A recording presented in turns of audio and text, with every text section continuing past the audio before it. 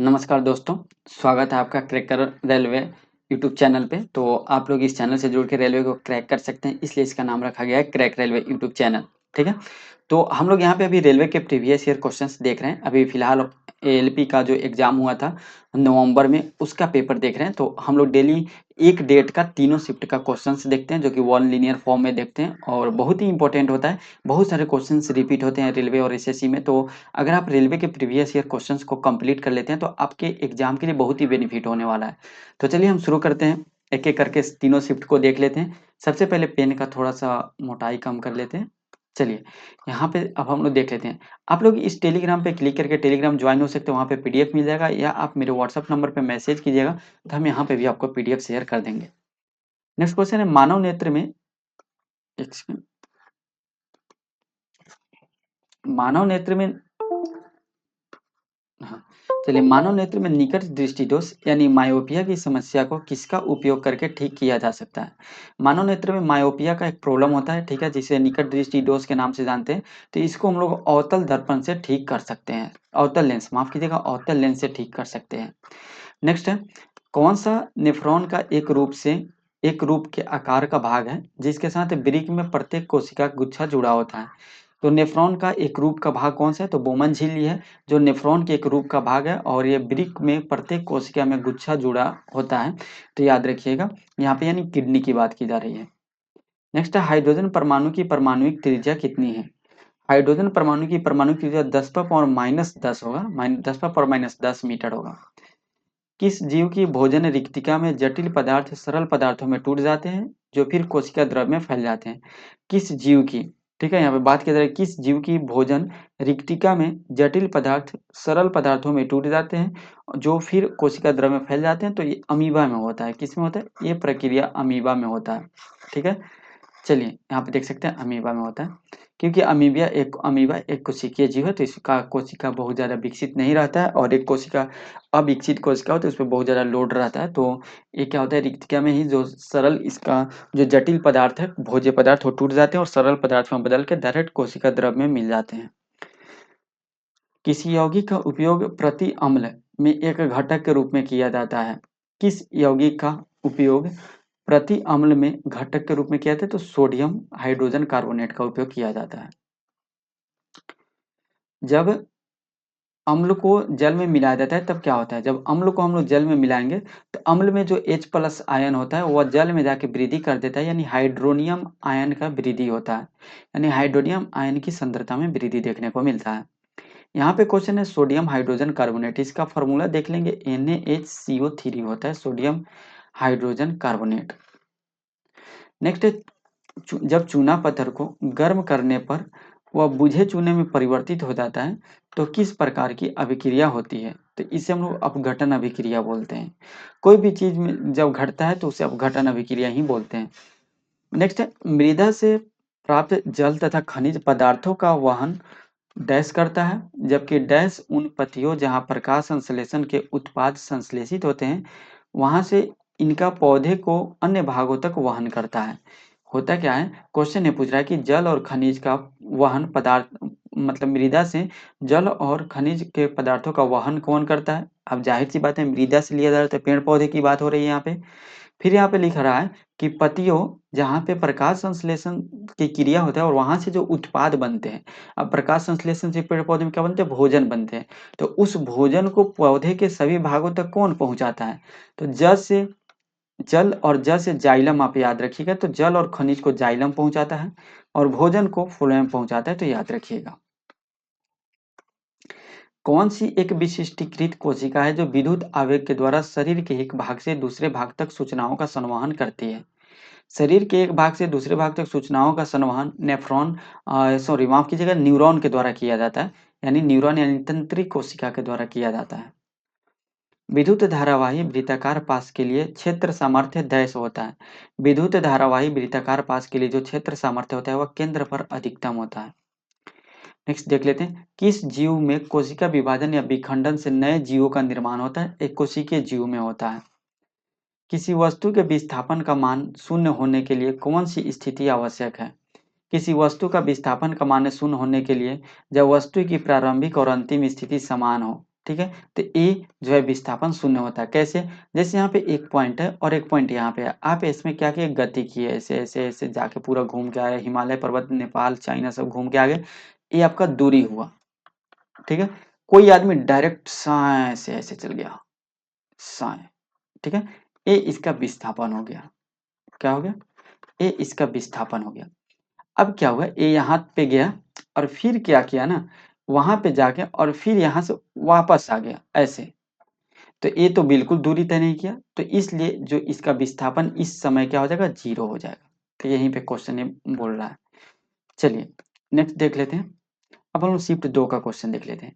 मानव में नाइट्रोजन युक्त अपशिष्ट पदार्थ उत्पन्न करने वाली चयापचय गतिविधियों को किसके द्वारा हटा दिया जाता है?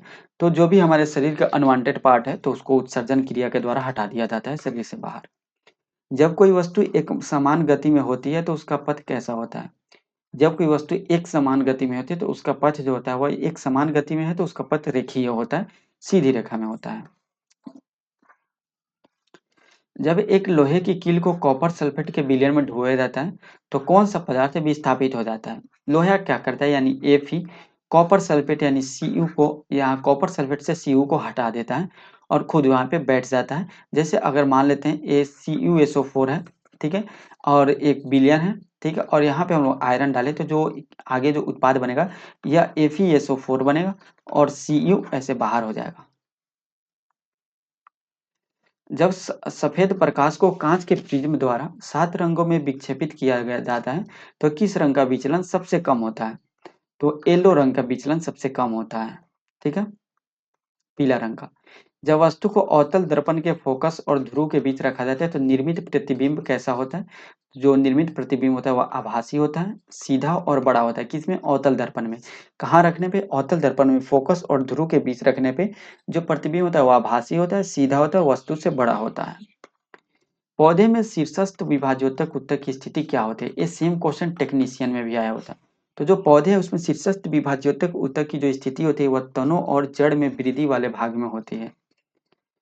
पुष्प के मादा जनन अंग में उभरा भाग डैश होता है, मध्य में लंबा भाग डैश होता है और शीर्ष भाग जो प्रायः चिपचिपा होता है वह वर्तिकाग्र कहलाता है। यानी जो पुष्प प्रजनन तंत्र से संबंधित है, तो यहाँ पुष्प का जो मादा वाला जनन भाग जो होता है, जो उभरा वाला भाग होता है वह अंडाशय होता है। वह क्या होता है?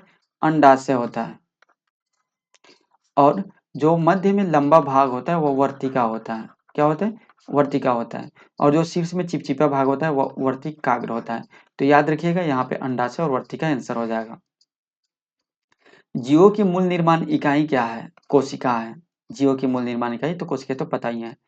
जब तनु हाइड्रोक्लोरिक अम्ल को कॉपर ऑक्साइड की थोड़ी मात्रा वाले बीकर में मिलाया जाता है तो कौन सा यौगिक बनता है? जब तनु हाइड्रोक्लोरिक अम्ल को कॉपर ऑक्साइड की थोड़ी मात्रा वाले बीकर में मिलाते हैं तो कॉपर क्लोराइड बन के निकलता है। अब हम लोग शिफ्ट 3 के क्वेश्चन देख लेते हैं। कार्बन द्वारा निर्मित सबसे सरल यौगिक जिसकी उपयोग व्यापक रूप से ईंधन के रूप में किया जाता है वो कौन सा है? वो मीथेन है। जब किसी वस्तु पर गुरुत्वाकर्षण बल लगता है तो वस्तु क्या अनुभव करती है? वस्तु त्वरण अनुभव करती है। द्रव के कण जिसके कारण निरंतर गतिशील रहते हैं उसे हम लोग गतिज ऊर्जा कहते हैं। तो द्रव के वह कण द्रव के कण जो निरंतर गति में रहते हैं तो उसे हम वो किसके कारण होते हैं? तो गतिज ऊर्जा के कारण होते हैं। जब गोलीय दर्पण द्वारा उत्पन्न आवर्धन प्लस 0.75 है तो प्रतिबिंब कैसा होता है? तो प्रतिबिंब आभासी होता है, सीधा होता है और छोटा होता है। जब कोई मोटर कार तेज चाल से तीक्ष्ण मोड़ पर मुड़ती है तो हम एक ओर झुक जाते हैं।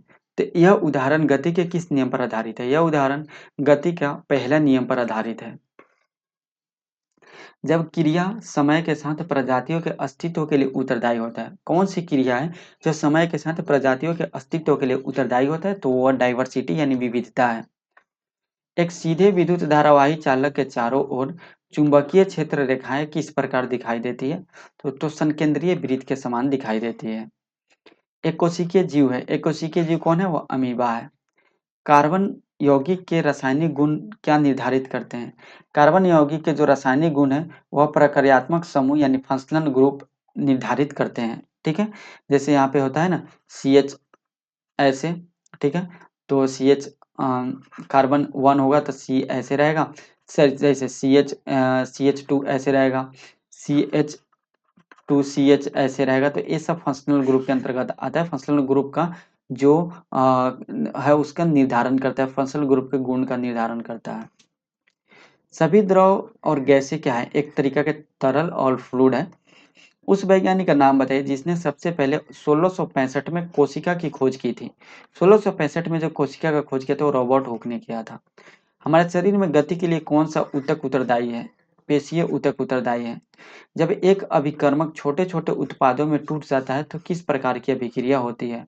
अपघटन अभिक्रिया होती है। जब बल और विस्थापन एक ही दिशा में हो तो किया गया कार्य कैसा होता है? तो किया गया कार्य धनात्मक होता है। नेक्स्ट देख लेते हैं, जब सफेद प्रकाश कांच के प्रिज्म पर पड़ता है तो वह 7 रंगों में विभाजित हो जाता है। इस परिघटना को किस नाम से जाना जाता है? इस परिघटना को विक्षेपण या डिस्पर्सन के नाम से जाना जाता है। उच्च प्रदर्शन कंप्यूटिंग प्रणाली आर्का और अरुणिका का क्या उपयोग है? उच्च प्रदर्शन जो कंप्यूटिंग प्रणाली है आर्का और अरुणिका, यह इसका काम है, इसको हम लोग मौसम पूर्वानुमान में उपयोग करते हैं। नेक्स्ट देख लेते हैं, Neeraj Chopra the man made history पुस्तक के लेखक कौन है? इस पुस्तक के लेखक है नॉरिस प्रीतम। ठीक है। दूध का मिश्रण दूध किसका मिश्रण होता है? तो दूध में जल भी पाया जाता है। ठीक है। जल के साथ साथ वसा भी होता है और वसा के साथ साथ प्रोटीन भी पाया जाता है। ठीक है। तो जल वसा प्रोटीन इसमें पाया जाता है, दूध का ये मिश्रण होता है जिसमें सबसे अधिक मात्रा में जल पाया जाता है, तो याद रखिएगा। तो हम लोग तीनों शिफ्ट का जो 28 नवंबर को जो पेपर हुआ था 2024 के, उसके तीनों शिफ्ट को हम लोगों ने कंप्लीट कर लिया, 1 2 3 शिफ्ट। अब हम लोग 29 नवंबर का जो पेपर है उसको हम लोग कल देखेंगे, 1 2 तीनों शिफ्ट देखेंगे। ऐसे करते करते डेली आप पढ़िएगा तो आपका एक टाइम पे ना पूरा रेलवे का सिलेबस कंप्लीट हो जाएगा, प्रीवियस ईयर पूरा कंप्लीट हो जाएगा, जो आपके एग्जाम के लिए बहुत ही बेनिफिट होगा। तो आप लोग इस चैनल को सब्सक्राइब करके बेल आइकन को दबा दिए। चैनल स्पेशली रेलवे के लिए डेडिकेटेड है और इस चैनल पे डेली रेलवे के कंटेंट आपको देखने को मिलेंगे। तो मिलते हैं नेक्स्ट वीडियो में। आज की वीडियो में इतना ही, तब तक के लिए जय हिंद, जय भारत।